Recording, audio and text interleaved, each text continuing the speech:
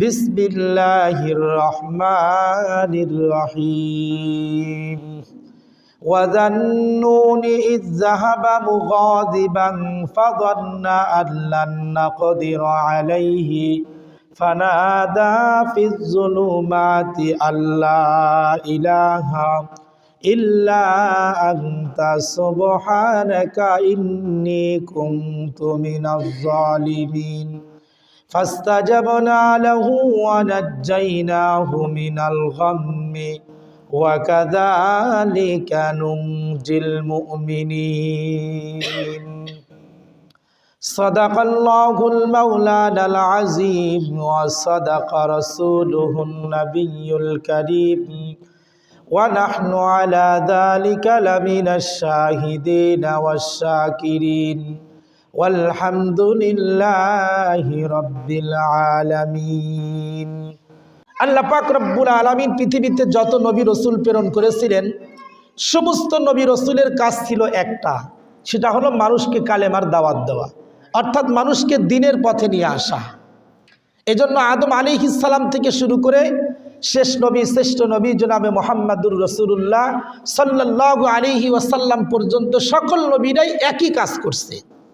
তবে এই দাওয়াতের কাজ করতে গিয়া দুইজন নবী ব্যতীত সকল নবী দুনিয়াতে অপমান হয়েছেন, লাঞ্ছিত হয়েছেন, কাফেরদের হাতে মার খাইছেন। শুধু দুইজন নবী কালেমার দাওয়াত দিতে গিয়া কারো দ্বারা আক্রান্ত হন নাই।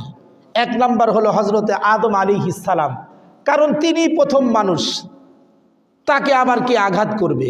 এজন্য আদম আলাইহিস সালাম দ্বীনের দাওয়াত দিতে গিয়া কারো আঘাতপ্রাপ্ত হন নাই।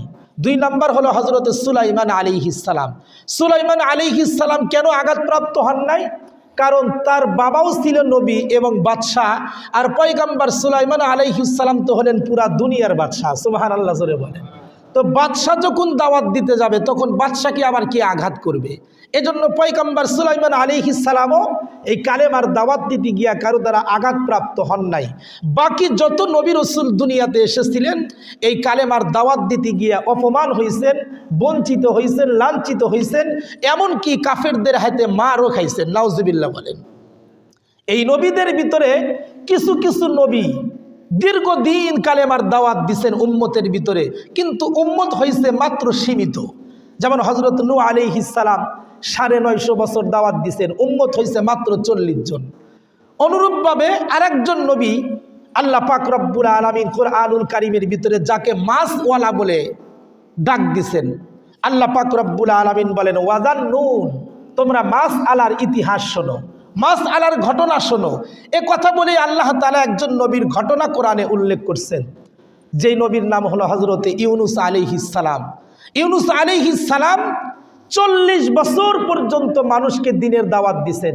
যে এলাকায় তিনি বসবাস করতেন সেই এলাকার নাম ছিল নিনওয়া। এই নিনওয়া এলাকার ভিতরে 4 লক্ষ মানুষ বসবাস করত। এই 4 লক্ষ মানুষকে পয়গম্বর ইউনুস আলাইহিস সালাম দাওয়াত দিছেন কয় বছর বলেন? 40 বছর। 40 বছরের ভিতরে একজন মানুষও কালেমা পড়ে নাই। শেষ পর্যন্ত ইউনুস আলাইহিস সালাম আল্লাহকে বললেন, আল্লাহ 40 বছর দ্বীনের দাওয়াত দিলাম, একজনও তো কালেমা পড়ে না, এখন কি করব? আল্লাহ তাআলা বললেন, আগে যা করছো এখনো তাই। তার মানে আল্লাহ তাআলা প্রত্যেকটা নবীকে যে দায়িত্ব দিয়া প্রেরণ করেছিলেন মৃত্যু পর্যন্ত প্রত্যেকটা নবী রসুল একই দায়িত্বের উপরে ছিলেন। সুবহানাল্লাহ। শেষ পর্যন্ত যখন 40 বছরেও একজন উম্মত এরকমভাবে কালেমা গ্রহণ করলো না, আল্লাহ পাক জানায়া দিলেন, তুমি তোমার উম্মতকে আযাবের ভয় দেখাও, যে তোমরা যদি কালেমা না পড়ো তাহলে আল্লাহর পক্ষ থেকে আযাব আসবে, শাস্তি আসবে। পয়গম্বর ইউনুস আলাইহিস সালাম উম্মতকে বললেন, তোমরা কালেমা পড়ে নাও, যদি কালেমা না পড়ো তাহলে সাবধান, আল্লাহর পক্ষ থেকে কিন্তু আযাব আসবে। এই উম্মতটা আবার এতই বেকায়দার উম্মত, এরা বলে কি, কয় আযাব যে আসবে আসুক, সমস্যা কি, কবে আসবে? ইউনুস আলাইহিস সালাম বলে আল্লাহর পক্ষ থেকে কালেমা না পড়লে কিন্তু আযাব আসবে। আর এরা বলে কি, কয় আসুক, কবে আসবে? নাউজুবিল্লাহ জোরে বলেন। আচ্ছা, আল্লাহর আযাব আর গজব যদি আসে এখান থেকে বাঁচার কোনো রেহাই আছে? নাই। ইউনুস আলাইহিস সালাম বেকায়দায় পড়ে গেলেন। আল্লাহকে ডাক দিয়ে বলে, আল্লাহ, উম্মতকে তো কালেমার দাওয়াত দেয়, আপনি তো আযাবের কথা বললেন, এরা তো উল্টা বলে যে কবে আসবে, তো এটা তো আমি জানি না, আমি কি বলবো। আল্লাহ পাক রব্বুল আলামিন ইউনুস আলাইহিস সালামকে বললেন যে তুমি বলে দাও আগামী 3 দিন পরে আল্লাহ পাকের আযাব এই জমিনে আসবে। ইউনুস আলাইহিস সালাম উম্মতকে সেই অনুযায়ী কালেমার দাওয়াত দিলেন যে এখনো সময় আছে, কালেমা পড়ে নাও, যদি কালেমা না পড়ো তাহলে কিন্তু 3 দিন পরে আল্লাহ পাকের আযাব আসবে। এবার উম্মত বলে ঠিক আছে আসুক, কোনো সমস্যা নেই, দেখা যাবে আল্লাহর আযাব কিভাবে আসে।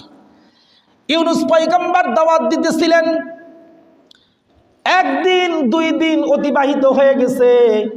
3 দিনের দিন সকালবেলা ইউনুস পয়গম্বর তার স্ত্রী এবং 2 জন সন্তানকে সঙ্গে করে নিয়ে নিনওয়া এলাকা ত্যাগ করে অপর একটা দেশের ভিতরে যাওয়ার জন্য রওনা হয়ে গেছে। কারণ আল্লাহর পক্ষ থেকে আযাবের কথা আসছে, 3 দিন পরে অবশ্যই আযাব আসবে, এই এলাকা ধ্বংস হয়ে যাবে। এজন্য পয়গম্বর ইউনুস তার পরিবার সহ নিজে দেশ থেকে পলায়ন করছে। ইউনুস পয়গম্বর 3 দিনের দিন সকালবেলায় নিজের ঘর থেকে পরিবার সহ বের হয়ে গেছেন যে আল্লাহ তো বলছে 3 দিন পরে আযাব আসবে, আল্লাহর কথা তো কখনো মিথ্যা হয় না, সুতরাং আমি আমার পরিবারকে নিয়ে বাঁচি।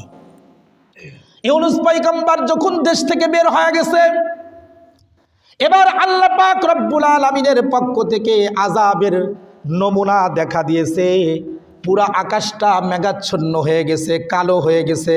অনেক সময় দেখবেন সূর্যগ্রহণ যখন শুরু হয় তখন কিন্তু পুরা দুনিয়াটা অন্ধকারে ছেয়ে যায়, কথা বলেন ঠিক কিনা? ওই রকম অন্ধকারাচ্ছন্ন হয়ে গেছে।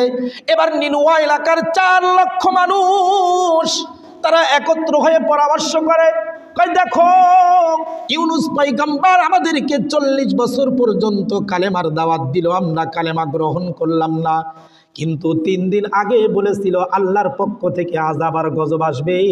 ইউনুস পয়গম্বরের কথা অনুযায়ী তো দেখা যায় আকাশের ভিতরে মেঘলা দেখা যায়, দুনিয়াটা অন্ধকারে ভরে গেল, এখন কি করা যায়? তাদের ভিতরেই একজন লিডার ছিল, সে বলে শোনো শোনো, আল্লাহর আযাব যদি সত্য হয় তাহলে আগে খোঁজ করে দেখো ইউনুস পয়গম্বর তার বাড়িতে আছে কিনা।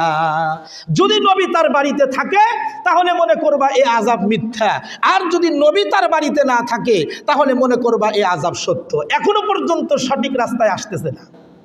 শেষ পর্যন্ত ইউনুস পয়গম্বরের বাড়িতে লোক পাঠাইয়া দিলেন। ইউনুস পয়গম্বরের বাড়িতে লোক যাওয়ার পর দেখতে পেলেন তার পরিবার সহ সকলেই বাড়ি ছেড়ে চলে গেছে। এবার রাজার কাছে যখন খবর আসলো, রাজা তখন বলল তাহলে আকাশের ভিতরে যে আযাব দেখা যাইতেছে এটা তো সত্য, তাহলে ইউনুস নবী সত্য। 40 বছর পর্যন্ত আমাদেরকে কালেমার দাওয়াত দিল, আমরা কালেমা গ্রহণ করলাম না, এখন তো আমরা বিপদের ভিতরে পড়ে গেলাম, আল্লাহর আযাব তো এসেই পড়ছে, আকাশটা মেঘলা মেঘলা দেখা যাইতেছে। এরকম কথা বলতে বলতে হঠাৎ করে মেঘের ভিতরে গর্জন শুরু হয়ে গেছে। আল্লাহু আকবার বলেন। মানে মেঘের ভিতরে বিকট আওয়াজ শুরু হয়ে গেছে, এখন আযাব দুনিয়াতে মানে জমিনে পতিত হবে এরকম অবস্থা। নিনওয়া শহরের 4 লক্ষ মানুষ এবার পরামর্শ করে বলে দেখো নবী কোথায় আছে, যদি পাওয়া যায় তাহলে তাকে এনে তার কাছে আমরা সকলেই তওবা করে কালেমা পড়ে মুসলমান হয়ে যাব। সুবহানাল্লাহ। 4 লক্ষ মানুষ কালেমা পড়ার প্রতিজ্ঞা করলো। পয়গম্বর ইউনুস আলাইহিস সালাম নিনওয়া শহর ছেড়ে অনেক দূরে চলে গেছেন, কিন্তু এখনো পর্যন্ত আযাব আসে নাই। মেঘলা মেঘলা ভাব, আকাশের ভিতরেই গর্জন শুরু হয়ে গেছে, এখনো পর্যন্ত জমিনে একটা আযাবও শুরু হয় নাই। ইতিমধ্যে নিনওয়া শহরের 4 লক্ষ মানুষ তারা পরামর্শ করে এবার ডাক দেয়া বলে শোনো, ইউনুস নবী তো নাই, যদি থাকতো তাহলে তার হাতে হাত দিয়া কালেমা পড়ে মুসলমান হয়ে যাইতাম। এটা কিন্তু কোরআনের ঘটনা বলতেছে, হুবহু কোরআনের ঘটনা। আল্লাহ পাক রব্বুল আলামিন আযাব যখন দেখা দিয়েছেন, এবার নিনওয়া শহরের 4 লক্ষ মানুষ বলে নবী যদি পাইতাম, নবীর হাতে হাত দিয়া কালেমা পড়ে মুসলমান হয়ে যাইতাম, এখন তো নবী নাই, তাহলে কি করা যাবে? তাহলে আমরা নিজেরাই কালেমা পড়ে মুসলমান হয়ে যাই। সুবহানাল্লাহ জোরে বলেন। 4 লক্ষ মানুষ একসঙ্গে কালেমা পড়ে যখন মুসলমান হয়ে গেল, আল্লাহ পাক রব্বুল আলামিন জিবরাইলকে ডাক দিয়ে বলে, জিবরাইল রে, আমার তো ওয়াদা ছিল বেঈমানকে শাস্তি দেওয়ার, কিন্তু এখন তো পুরা শহরটাই মুসলমানে ভরে গেল, কেউ তো বেঈমান নাই, সবাই তো কালেমা পড়ে মুসলমান হয়ে গেল। যাও জিবরাইল, আযাবটাকে বন্ধ করে দাও, জমিনে আর আযাব দিও না। সুবহানাল্লাহ। এজন্য দেখেন, কোন সমাজের মানুষ, কোন এলাকার মানুষ যদি কালেমাওয়ালা হয়, তাহলে ওই এলাকার ভিতরে একটা মুমিন থাকা পর্যন্ত আল্লাহ পাক রব্বুল আলামিন আযাব আর গজব দেয় না। সুবহানাল্লাহ জোরে বলে। আর যখন এলাকার ভিতরে গুনার সয়লাব হয়ে যায়, আযাব যখন এসে পড়ে, তখন ভালো মন্দ কোন যাচাই বাছাই আল্লাহ তাআলা করেন না, আযাবে সব মানুষ ধ্বংস হয়ে যায়। পয়গম্বর ইউনূস আলাইহিস সালাম তো শহর ছেড়ে আগেই চলে গেছে, কিন্তু এই চলে যাওয়ার ব্যাপারে কিন্তু আল্লাহ তাআলার কোনো আদেশ আসে নাই। খুব ভালো করে বুঝবেন, ইউনূস পয়গম্বর এলাকা ছেড়ে যে চলে গেছে পরিবার সহ, এটা কিন্তু আল্লাহর পক্ষ থেকে ফয়সালা হয় নাই। আল্লাহ কিন্তু বলেন নাই 3 দিন পরে আযাব হবে, তাহলে তুমি তোমার পরিবার নিয়ে বাড়ির থেকে বের হয়ে যাও, এই কথা কিন্তু বলে নাই। যেমন হযরতে নূহ আলাইহিস সালামকে আল্লাহ বলল, তুমি কিস্তি বানাইতে থাকো, 40 দিন পর্যন্ত প্লাবন শুরু হবে, পৃথিবীর সব মানুষ মারা যাবে, কিন্তু তোমার উম্মত যারা আছে তাদেরকে তুমি কিস্তির উপর উঠাইবা। এই যে আল্লাহর একটা আদেশ ছিল, কিন্তু ইউনূস আলাইহিস সালামকে আল্লাহ তাআলা কোনো দিক নির্দেশনা দেন নাই যে আযাব আসার আগে তুমি কি করবা বা পরে কি করবা। আল্লাহ তাআলার হুকুম না পেয়ে তিনি নিজের পরামর্শে নিজের পরিবারকে নিয়ে নিনওয়া শহর ছেড়ে চলে গেল। ইতিমধ্যে আযাব তো এসেই পড়ছে, কিন্তু এলাকার মানুষ যে কালেমা পড়ে মুসলমান হয়ে গেছে এই খবর কিন্তু ইউনূস পয়গম্বরের নাই। শেষ পর্যন্ত অনেক দূর যাওয়ার পর নিনওয়া শহরের একজন নাগরিকের সাথে, একজন ব্যক্তির সাথে পয়গম্বর ইউনূসের দেখা। ডাক দেওয়ালে, কি ব্যাপার, তোমাকে দেখে তো চেনা চেনা মনে হচ্ছে, কারণ ইউনূস পয়গম্বর 4 লক্ষ মানুষের ভিতরে এমন কোনো ব্যক্তি নাই যার কাছে কালেমার দাওয়াত নিয়ে যান নাই। প্রত্যেকের কাছে আল্লাহর পয়গম্বর ইউনূস আলাইহিস সালাম তাবলীগের কাজ করছেন। সুবহানাল্লাহ জোরে বলেন। এজন্য মুসলমান খুব ভালো করে বুঝবেন, এই দাওয়াত ও তাবলীগের কাজ কিন্তু শুধু এই জামানায় নয়, ইলিয়াস রহমাতুল্লাহি আলাইহির কাছ থেকে কিন্তু আসে নাই, শুধু ইউসুফ রহমাতুল্লাহ আলাইহির মাধ্যমে কিন্তু আসে নাই, বরং এই দাওয়াত ও তাবলীগের কাজ আদম আলাইহিস সালাম থেকে শুরু করে আমাদের নবী পর্যন্ত, নবী দুনিয়ার থেকে চলে গেছে, উম্মতকে দায়িত্ব দেয়া গেছে। এই দায়িত্বটা কিয়ামত পর্যন্ত প্রত্যেকটা কালেমাওয়ালার জিম্মায় রয়ে গেছে। সুবহানাল্লাহ। সুতরাং শুধু মনে করবেন যে আলেমদের দায়িত্ব আর এলাকায় যারা দাওয়াত ও তাবলীগের কাজ করে এদের দায়িত্ব, আপনার দায়িত্ব না। আপনি কত বড় পণ্ডিত হয়ে গেছেন যে আপনি দাওয়াত ও তাবলীগের কাজ পছন্দ করেন না? আল্লাহর পয়গম্বর বলেন, ফালাইসা মিন্নি, খবরদার এরকম একটা আলামত যদি তোমার ভিতরে পাওয়া যায় যে দাওয়াত ও তাবলীগের কাজ তোমার পছন্দ নয়, তাহলে তুমি আমার উম্মত হতে পারো না। নাউজুবিল্লাহ জোরে বলেন। কারণ দাওয়াতের কাজ শুধু আমাদের না, নবীদের কথা বলেন। নবী দুনিয়ার থেকে চলে গেছে, বলে গেছে আমি চলে গেলাম, কিয়ামত পর্যন্ত আনেওয়ালা প্রত্যেকটা উম্মতকে দায়িত্ব দিয়ে গেলাম। ইউনূস পয়গম্বর পরিবার সহ চলে গেছেন। এবার নিনওয়া শহরের একজন ব্যক্তির সাথে যখন সাক্ষাৎ, ডাক দেয়া বলে, তোমাকে তো চেনা চেনা মনে হয়, তোমার বাড়ি কোথায়? বলে নিনওয়া শহরে। বলে, এই কি বলো, আল্লাহর পক্ষ থেকে তো 3 দিন পরে আযাব আসার কথা, নিনওয়া শহর তো ধ্বংস হয়ে যাওয়ার কথা, তুমি কেমনে অক্ষতর অবস্থায় রইলা, নিরাপদে তুমি কেমনে রইলা? এই লোকটা ইউনূস পয়গম্বরকে আর এ কথা বলে নাই যে শহরের সবাই মুসলমান হয়ে গেছে, সে বলে আযাব তো আসে নাই, আমরা বেঁচে আছি। এই কথা যখন বলছে, ইউনূস পয়গম্বর বলে, সর্বনাশ, আযাব দেওয়ার কথা আল্লাহ তাআলা, আল্লাহ তো কখনো মিথ্যা কথা বলে না, তাহলে আযাব আসলো না কেন? এই চিন্তায় তিনি পেরেশান। এবার চিন্তা করে, আমি যদি আবার নিনওয়া শহরে ফেরত যাই, তাহলে এতদিন পর্যন্ত তো আমার কালেমা গ্রহণ করে নাই, এখন গেলে তো আমাকে মেরেই ফেলবে, সুতরাং ওই জায়গায় আর যাওয়া যাবে না। ওনার কাছে কিন্তু এ খবর নাই যে এলাকার 4 লক্ষ মানুষই কালেমা পড়া মুমিন হয়ে গেছে, আর এই কারণে আল্লাহ আযাব বন্ধ করে দিছে, এ খবর তার কাছে নাই। এবার ইউনূস পয়গম্বর, ইউনূস নবী পরিবার সহ দেশ ছেড়ে তো অনেক দূরে চলে গেছে। এবার এই এলাকা ছেড়ে যাওয়ার জন্য একটা নদীর কিনারায় গেছেন, যেখানে যাওয়ার পরে কিস্তি মানে নৌকাতে উঠে এপার থেকে ওপার পার হয়ে যাবে, জন্য এলাকার মানুষ আমাকে আর খুঁজে না পায়।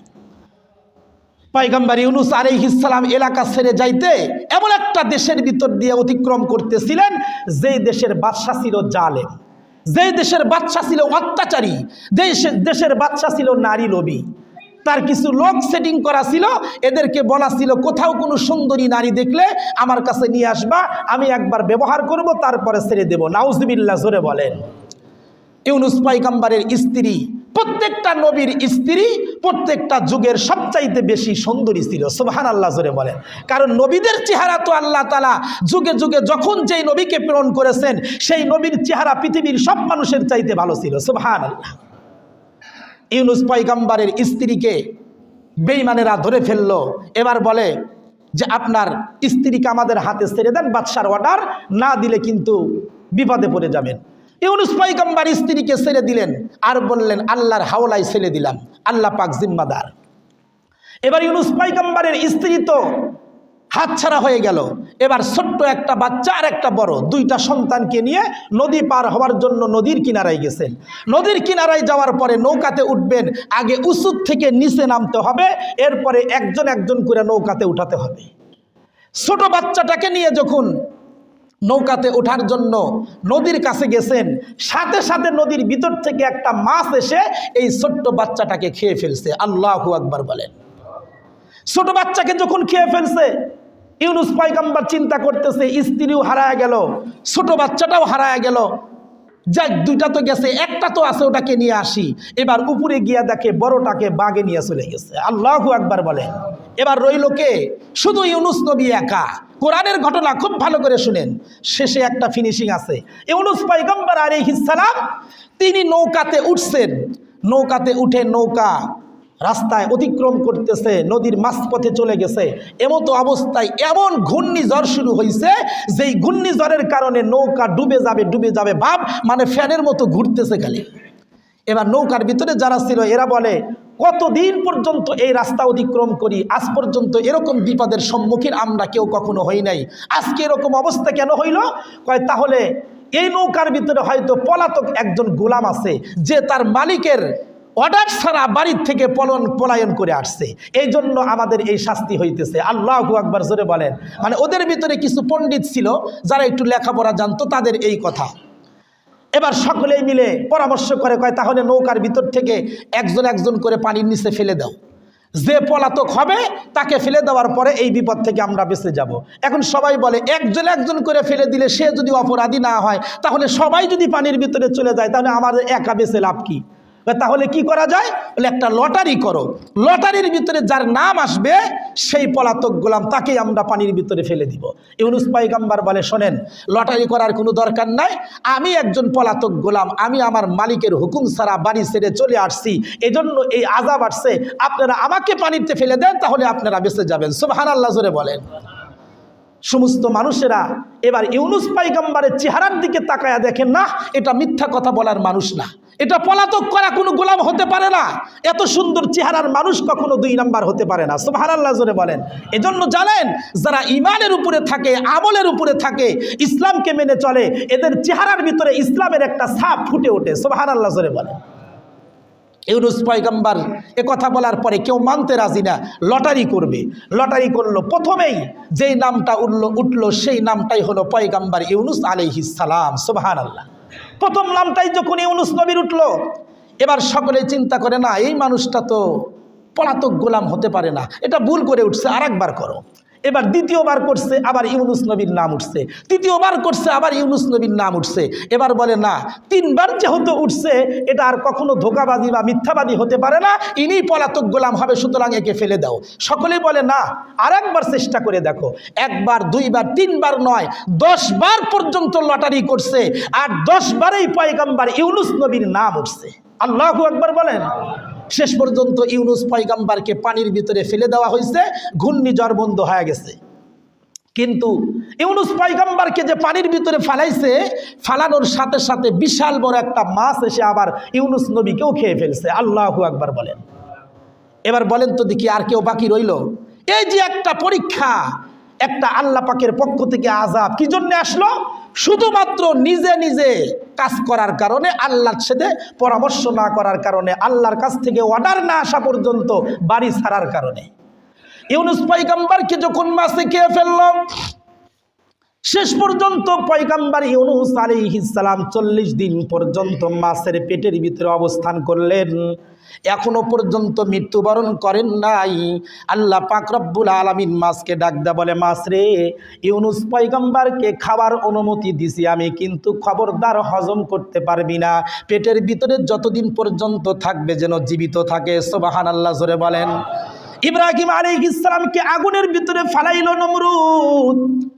নমরুদ তো মনে করলো আগুনের ভিতরে যা দেই সব জ্বালায়া ফেলে, ইউনুস ইব্রাহিম আলাইহিস সালামকেও জ্বালায়া ফেলবে। কিন্তু আল্লাহ বলে, কুল্লা ইয়া নার, কুল্লা ইয়া নার কুনি বারদাও ওয়া সালামান আলা ইব্রাহিম। আগুন রে, তোর ভিতরে জ্বালানোর শক্তি দিছি আমি আল্লাহ, সুতরাং আমি বলে দিলাম ইব্রাহিমকে জ্বালাইতে পারবি না, বরং ইব্রাহিমের জন্য শান্তিদায়ক একটা আরামের ফুল বাগান হয়ে যা। সুবহানাল্লাহ, জোরে বলেন। সুতরাং আগুন আল্লাহর হুকুমে চলে, সূর্যও আল্লাহর হুকুমে চলে, বাতাস পানিও কার হুকুমে চলে বলেন? আল্লাহর হুকুমে। মাছ কার হুকুমে চলে? মাছ 40 দিন পর্যন্ত খাইলো কিন্তু হজম করতে পারলো না। শেষ পর্যন্ত ইউনুস পয়গম্বর মাছের পিঠের ভিতর থেকেই বুঝতে পারলেন যে আমি বিশাল বড় একটা ভুল করে ফেলছি। আল্লাহ পাকের হুকুম আসছিল 3 দিন পরে আযাব আসবে, কিন্তু আমাকে বাড়িতে অবস্থান করা এটাই উচিত ছিল। আল্লাহ পাকের পক্ষ থেকে অর্ডার না আসার আগেই যেহেতু আমি বাড়ির থেকে বের হয়ে আসছি, এটা আমার মারাত্মক একটা ভুল হয়ে গেছে। আল্লাহ আমাকে এখনো অনুমতি দেয় নাই, সুতরাং ভুল যেহেতু করেই ফেলছি, এখন কি করা যায়? এজন্য আল্লাহ তাআলা কোরআনের ভিতরে বলেন, ওয়াজান্নুন, মাছওয়ালার ঘটনা শোনো, ইযহাবা মুগাদিবান ফাযান্না আল্লাহ নাকদিরু আলাইহি ফানাদা ফিজ জুলুমাত। ইউনুস পয়গম্বর যখন বুঝতে পারলো আমি আমার নিজের উপরে জুলুম করেছি, তখন ইউনুস পয়গম্বর বলেন, আল্লাহ ইলাহা ইল্লা আনতা সুবহানাকা ইন্নী কুনতু মিনাজ জালিমিন। আল্লাহু আকবার বলেন। ইউনুস পয়গম্বর মাছের ভিতর থেকেই বলে, আল্লাহ তুমি ছাড়া কোনো মাবুদ নাই, আমি তোমার প্রশংসা করতেছি, তুমি পবিত্র। আল্লাহ পাক রব্বুল আলামিন বলেন, ফেরেশতারে দেখো দেখো, আমার পয়গম্বর ইউনুস মৃত্যু শয্যায় শায়িত, এমন একটা জায়গায় চলে গেছে, শেষ পর্যায়ে তিনি ভুল স্বীকার করছে, আমার কাছে ক্ষমা চাইছে, আমার প্রশংসা করছে, আমি তার অপরাধকে ক্ষমা করে দিলাম। সুবহানাল্লাহ। শেষ পর্যন্ত আল্লাহ তাআলা মাছকে অর্ডার করলেন, মাছ জায়গায় মতো তুমি চলে যাও, সেখানে গিয়া ইউনুস পয়গম্বরকে পেটের ভিতর থেকে উগলায়া বের করে দাও। সুবহানাল্লাহ। এজন্য দেখেন, আপনি যত বড় পাপী হন না কেন, আপনি গুনাহ করতে করতে করতে করতে একদম শেষ পর্যায়ে চলে গেছেন, এরপরও আপনি নৈরাশ হবেন না, এখনো সময় আছে, সামনে রমজান মাস, আপনি তওবা করেন আর আল্লাহকে ডাক দেয়া বলেন, আল্লাহ সারা জীবন যা করছি এই রমজানের আগমন উপলক্ষে আমি তওবা করে ফেললাম, রমজান মাসে আর নামাজ কাজা করব না, একটা রোজাও বাদ দিব না, দাড়িতে খুর লাগাবো না, মিথ্যা কথা বলবো না, সুদের টাকায় হাত লাগাবো না, ঘরে টেলিভিশন চালাবো না, এরকম পাকাপুক্ত ওয়াদাবদ্ধ যদি হতে পারেন, আল্লাহ পাক রব্বুল আলামিন বলেন, যে ব্যক্তি আমার কাছে এইভাবে তওবা করবে ইউনুস পয়গম্বরের মতো আমি আল্লাহ তাআলা তাকেও ক্ষমা করে দিব। সুবহানাল্লাহ। ফাস্তাজাবনা লাহু, সে যখন আমার কাছে ভুল স্বীকার করলো, ওয়ানাজ্জাইনাহু মিনাল গাম, এবং আমি তাকে সাহায্য করলাম, বিপদ থেকে বাঁচায়া দিলাম। ওয়াকাযালিকা নুনজিল মুমিনিন, আল্লাহ বলে শুধু ইউনুসকে বাঁচাইলাম তাই নয়, এরকম ভুলের ভিতরে কিয়ামত পর্যন্ত কোনো ঈমানওয়ালা যদি পতিত হয় আর সে যদি ইউনুস পয়গম্বরের মতো আপদে বিপদে এই দোয়াটা পড়ে, লা ইলাহা ইল্লা আনতা সুবহানাকা ইন্নী কুনতু মিনাজ জালিমিন, তাহলে আমি ওই মুমিনকেও বিপদ থেকে উদ্ধার করে দিব। সুবহানাল্লাহ। এজন্যই তো দেখেন না, দুনিয়ার মানুষ কোনো বড় বিপদের ভিতরে পড়লে হুজুরদেরকে ডাইকা মানে একটু ইউনুস খতম পড়াইয়া দেন। সুবহানাল্লাহ জোরে বলেন। কারণ এই খতমের এত পাওয়ার যদি ইখলাসের সাথে কয়েকবারও পড়া হয় তো আল্লাহ তাআলা বিপদ থেকে নিশ্চিত তাকে উদ্ধার করে দেয়। সুবহানাল্লাহ। ইউনুস পয়গম্বর 40 দিন পর্যন্ত মাছের পেটের ভিতরে অবস্থান করে কোন তাফসীরের কিতাবের ভিতরে পাওয়া যায় যে 1,24,000 বার এই আয়াতটা তেলাওয়াত করছিলেন। এজন্য দুনিয়াতে উলামায়ে কেরাম বলে যদি 1,24,000 বার এই কালেমাটা, এই দোয়াটা পড়ে যদি কেউ দোয়া করে, আল্লাহ তাআলা তাকে বিপদ থেকে উদ্ধার করে দেয়। সুবহানাল্লাহ। ইউনুস পয়গম্বর সংক্ষিপ্ত আকারে বলি, ইউনুস পয়গম্বর মাছ উগলাইয়া দিলেন, নদীর ঘাটে আসলো। এবার আসার পরে ইউনুস পয়গম্বর বলে আলহামদুলিল্লাহ। সুবহানাল্লাহ জোরে বলেন। ইউনুস পয়গম্বর আসলেন, কিন্তু পরিবারের সবাইকে তো হারায়া ফেলছে।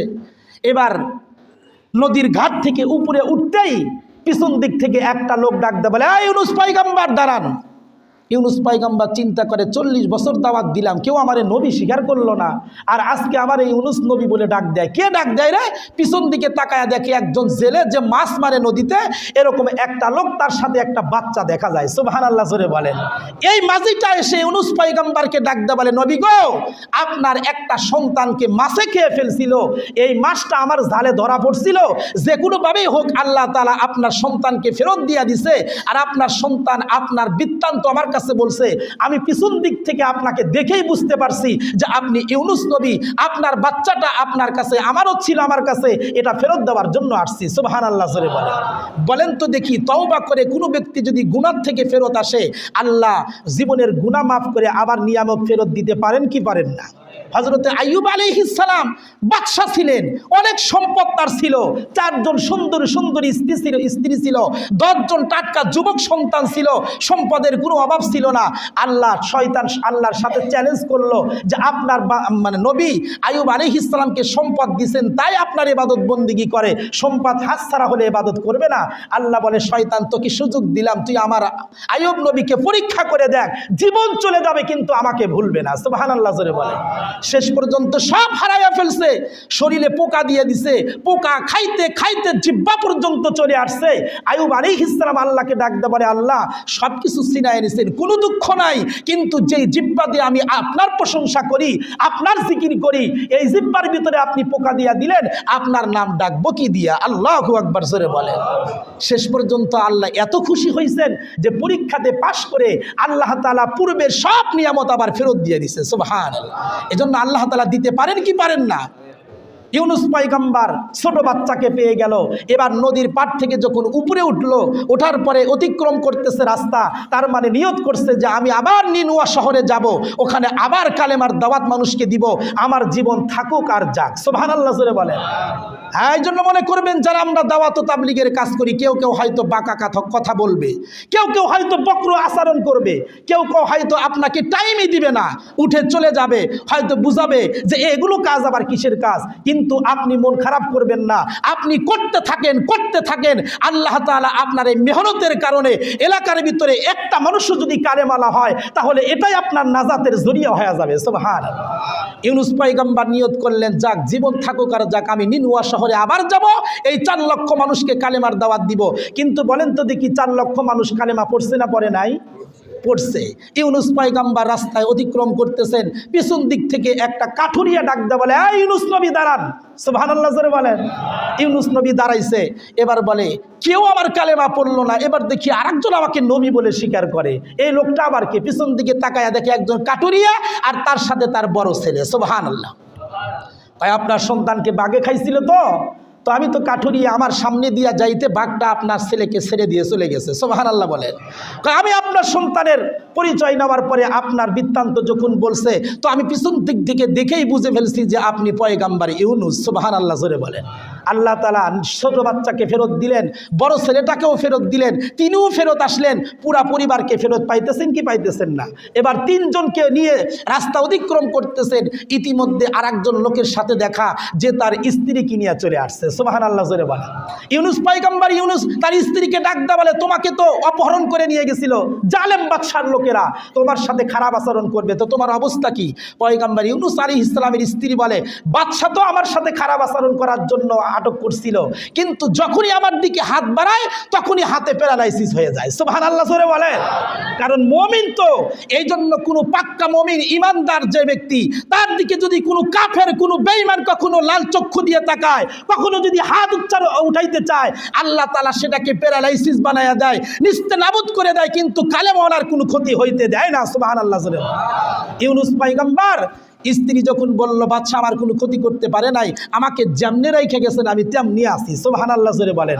পুরা পরিবারকে ফেরত পাইলেন, নিনওয়া শহরে চলে গেলেন, গিয়া দেখে সকল মানুষ এখন আল্লাহর কালেমাওয়ালা পাক্কা মুমিন হয়ে গেছে। সুবহানাল্লাহ জোরে বলেন।